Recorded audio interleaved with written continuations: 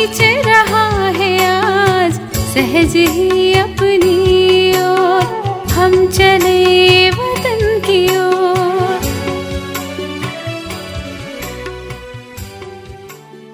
ஓம் சாந்தி.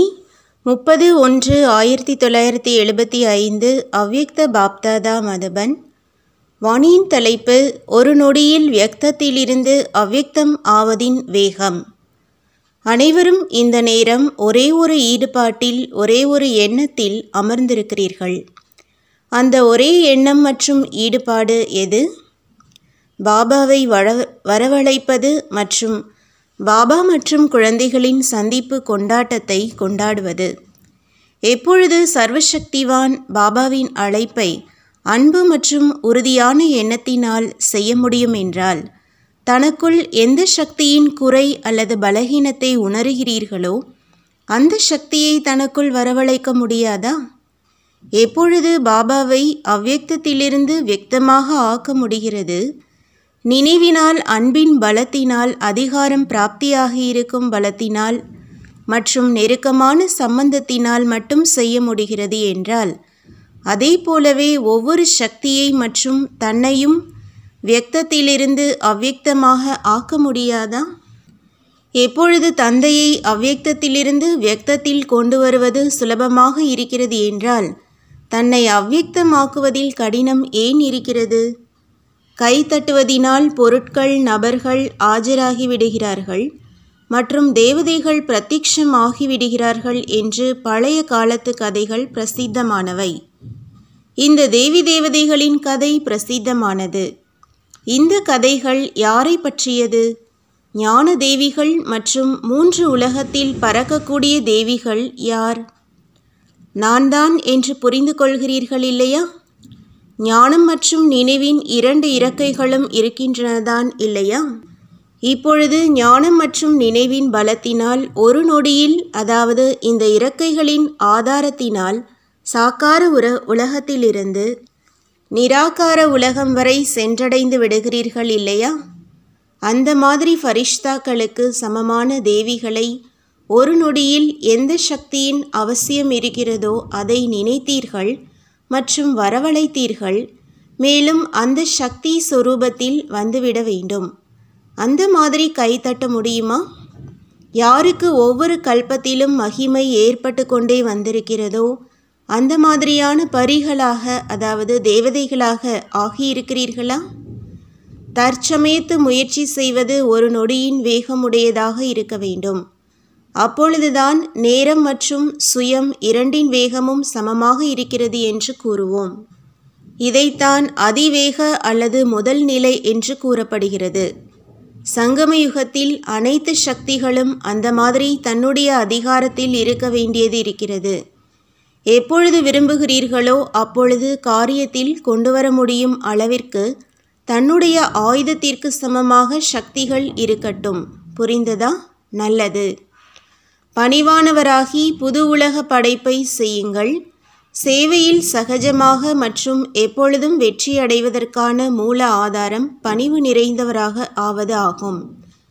பணிவானவர் ஆவதுதான் சுய கௌரவமும் ஆகும். மேலும் அனைவர் மூலமாக மரியாதையை பெறுவதற்கான சுலபமான வழியும் ஆகும். பணிவானவர் ஆவது என்றால் தலை வணங்குவது இல்லை, ஆனால் அனைவரையும் தன்னுடைய விசேஷங்கள் மற்றும் அன்பினால் தலைவணங்க வைப்பது. மகான் நிலையின் அடையாளம் பணிவு ஆகும். எவ்வளவு பணிவாக இருக்கிறீர்களோ அந்த அளவு அனைவரின் உள்ளத்தில் மகானாக இயல்பாகவே ஆகிவிடுவீர்கள். பணிவுத்தன்மை அகங்காரமற்றவராக சுலபமாகவே ஆக்கிவிடுகிறது. பணிவு என்ற விதை மகான் தன்மை என்ற பழத்தை இயல்பாகவே பிராப்தி செய்விக்கிறது. பணிவுத்தன்மை அனைவரின் உள்ளத்தின் ஆசீர்வாதங்களை பெறுவதற்கான சுலபமான சாதனமாகும். உள் உணர்வு, பார்வை, வார்த்தை, உறவு, நெருக்கம் அனைத்திலும் பணிவுத்தன்மை என்ற குணத்தை தாரணை செய்தீர்கள் என்றால் மகானாக ஆகிவிடுவீர்கள். எப்படி மரம் வளைந்து கொடுப்பதினால் சேவை செய்கிறது, அதேபோல் பணிவானவராவது, அதாவது வளைந்து கொடுப்பதுதான் சேவாதாரி ஆவதாகும். எனவே ஒரு பக்கம் மகான் நிலை இருக்கட்டும் என்றால் இன்னொரு பக்கம் பணிவான நிலையும் இருக்கட்டும். யார் பணிவாக இருக்கிறாரோ அவர் அனைவர் மூலமாக மரியாதையை பெறுகிறார். தானே பணிவானவர் ஆனீர்கள் என்றால் மற்றவர்கள் மரியாதை கொடுப்பார்கள். யார் அபிமானத்தில் இருக்கிறாரோ அவருக்கு யாரும் மரியாதை கொடுப்பதில்லை. அவரிடமிருந்து தூரமாக விலகிவிடுவார்கள். யார் பணிவாக இருக்கிறாரோ அவர் அனைவருக்கும் சுகம் கொடுக்கிறார். எங்கு சென்றாலும் என்ன செய்தாலும் அது சுகம் நிறைந்ததாக இருக்கும். அவருடைய உறவு நெருக்கத்தில் யார் வந்தாலும் அவர் சுகத்தை அனுபவம் செய்வார். சேவாதாரியின் விசேஷமே ஒரு பக்கம் மிகவும் பணிவு, உலக சேவகன் மற்றும் இன்னொரு பக்கம் ஞானத்தின் அதிகாரம். எவ்வளவு பணிவோ அந்த அளவே எதை பற்றியும் கவலைப்படாத மகாராஜா. பணிவு மற்றும் அதிகாரம் இரண்டின் சமநிலை இருக்கட்டும். பணிவான உணர்வு, பொறுப்புணர்வு, எல்லைக்கப்பாற்பட்ட உணர்வு, இதுதான் சேவையின் வெற்றிக்கான விசேஷமான ஆதாரமாகும். ஆனால் எவ்வளவு சுய கௌரவமோ அந்த அளவே பிறகு பணிவானவராகவும் இருக்க வேண்டும். சுய கௌரவத்தின் அபிமானம் இருக்கக்கூடாது. நாமோ உயர்ந்தவர்களாகிவிட்டோம், மற்றவர்கள் சிறியவர்கள் அல்லது அவர்களுக்காக வெறுப்புணர்வு இருக்கிறது என்று அப்படி இருக்கக்கூடாது. எப்படிப்பட்ட ஆத்மாவாக இருந்தாலும் இரக்க பார்வையுடன் பாருங்கள், அபிமானத்தின் பார்வையினால் இல்லை. அபிமானமும் இருக்க வேண்டாம், அவமானமும் வேண்டாம். இப்பொழுது பிராமண வாழ்க்கையில் இந்த மாதிரி நடத்தை இருக்கக்கூடாது. ஒருவேளை அபிமானம் உடையவராக இல்லை என்றால் அவமானமாக அனுபவத்தில் வராது. அவர் எப்பொழுதும் பணிவானவராக இருப்பார். மேலும் உருவாக்கும் காரியத்தில் பிஸியாக இருப்பார். சுப பாவனை மற்றும் சுப விருப்பங்களின் விதையே பொறுப்புணர்வு மற்றும் பணிவு உணர்வு ஆகும். எல்லைக்குட்பட்ட மரியாதை இல்லை, ஆனால் பணிவானவராக இருக்க வேண்டும். பண்பற்ற நிலையின் அடையாளம் பிடிவாதம் மற்றும் பண்பின் அடையாளம் பணிவாகும். பணிவானவராகி பண்பு நிறைந்து விவகாரம் செய்வதுதான் பண்பு மற்றும் சத்தியம் நிறைந்த நிலையாகும். பணிவானவராகி மற்றும் சரி சரி என்று சொல்லி செய்யும் ஆத்மாவை பொறுத்தளவில் சில நேரம் தவறாக புரிந்து கொள்வதினால் மற்றவர்களுக்கு தோல்வியின் ரூபம் தென்படும். ஆனால் உண்மையிலேயே அவருக்கு வெற்றி கிடைத்திருக்கிறது. அந்த நேரம் மட்டும் மற்றவர்கள் சொல்வதினால் அல்லது சூழ்நிலையில் சுயம் தான் நிச்சய புத்தியிலிருந்து மாறி சந்தேகமுடையவராக ஆக வேண்டாம். இது தோல்வியா அல்லது வெற்றியா என்று தெரியவில்லை என்று இந்த சந்தேகத்தை வைக்காமல் தனது நிச்சயத்தில் உறுதியாக இருங்கள். எதை இன்று மற்றவர்கள் தோல்வி என்று கூறுகிறார்களோ நாளை அவர்கள் சபாஷ் சபாஷ் என்று மலர்கள் தூவுவார்கள். சம்ஸ்காரங்களில் பணிவு மற்றும் உருவாக்கும் விசேஷங்கள் எஜமானத்தன்மையின் அடையாளங்களாகும். கூடவே அனைத்து ஆத்மாக்களின் நெருக்கத்தில் வருவது, அன்பானவராவது, அனைவரின் உள்ளத்தில் அன்பின் ஆசீர்வாதம், அதாவது சுப பாவனை அனைவரின் உள்ளத்திலிருந்து அந்த ஆத்மாவிற்காக வெளியாகட்டும். தெரிந்திருந்தாலும் தெரிந்திருக்காவிட்டாலும், தூரத்தின் உறவு நெருக்கமாக இருந்தாலும், யார் பார்த்தாலும் அவர் அன்பின் காரணமாக இவர் நம்முடையவர் என்று அந்த மாதிரியே அனுபவம் செய்யட்டும். எனவே எவ்வளவுதான் குணங்களின் தாரணையினால் நிரம்பியவர், குணங்கள் என்ற பலன் சொரூபமாக ஆகிறீர்களோ அந்த அளவே பணிவானவராக ஆகுங்கள். பணிவான நிலை மூலமாக ஒவ்வொரு குணத்தையும் பிரத்யக்ஷம் செய்தீர்கள் என்றால் அப்பொழுது தர்மசக்தியுடைய மகானாத்மா என்று கூறலாம். பிரம்மா பாபா தன்னை எவ்வளவு தாழ்த்தி கொண்டார்! குழந்தைகளின் கால்களை பிடித்துவிடும் அளவிற்கு பணிவானவராகி சேவாதாரியானார்.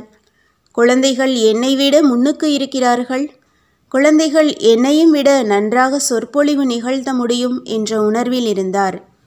முதலில் நான் என்று ஒரு பொழுதும் சொன்னதில்லை. முதலில் குழந்தைகள் முன்னுக்கு இருக்க வேண்டும். பெரிய குழந்தைகள் என்று கூறி தன்னை தாழ்த்தி கொள்வது தாழ்ந்து விடுவது அல்ல, ஆனால் உயர்வாக செல்வது. அப்படி இதைத்தான் உண்மையான நம்பர் 1 தகுதியான சேவாதாரி என்று கூறுவது. மற்றவர்களுக்கு மரியாதை கொடுப்பது சுயம் தான் பணிவானவர் ஆவதாகும். இதுதான் பரோபகாரமாகும். இந்த கொடுப்பதுதான் நிரந்தரமாக பெறுவது.